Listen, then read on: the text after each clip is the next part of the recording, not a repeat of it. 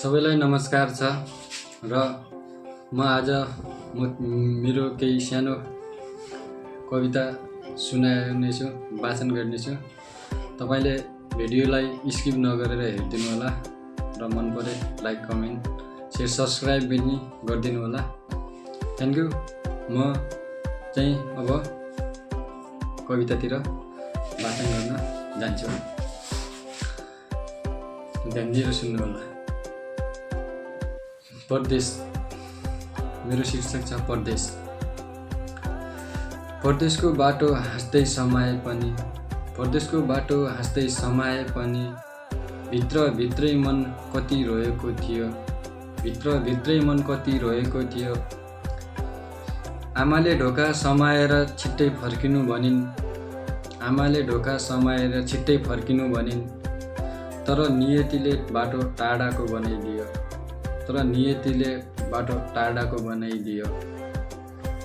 विमान उड्दा देश सानै भए झैँ लाग्थ्यो, विमान उड्दा देश सानै भए झैँ लाग्थ्यो, तर परदेश पुगेपछि मन गाउँमै रोकियो, तर परदेश पुगेपछि मन गाउँमै रोकियो।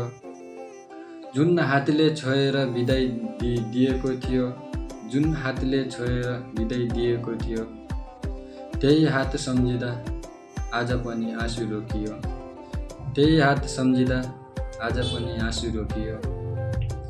यहाँ त रात पनि रात जस्तो लाग्दैन, यहाँ त रात पनि रात जस्तो लाग्दैन, कामको थकानले निन्द्रा पनि साथ दिँदैन, कामको थकानले निन्द्रा पनि साथ दिँदैन।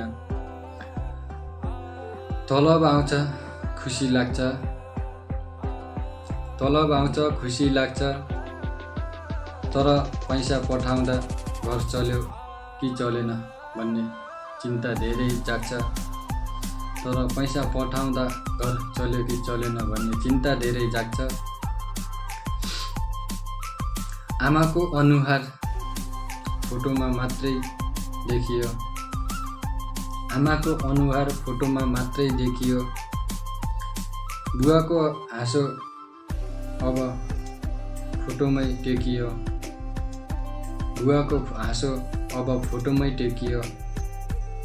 नानीको दाइ कहिले आउँछ भन्ने प्रश्न सुन्दा सुन्दा मन भित्र भित्रै टुटिन्छ, नानीको दाइ कहिले आउँछ भन्ने प्रश्न सुन्दा सुन्दा भित्र भित्रै मन टुटिन्छ। अरूले भन्छन् परदेशले मान्छे बनाउँछ, अरूले भन्छन् परदेशले मान्छे बनाउँछ, तर कसैलाई के थाहा परदेशले मान्छे रुवाउँछ,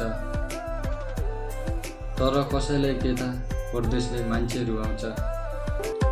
देश टाढा भए पनि माया टाढा हुँदैन, देश टाढा भए पनि माया टाढा हुँदैन। परदेशीको मन सधैँ घरतिरै दौडिन्छ, परदेशीको मन सधैँ घरतिर दौडिन्छ।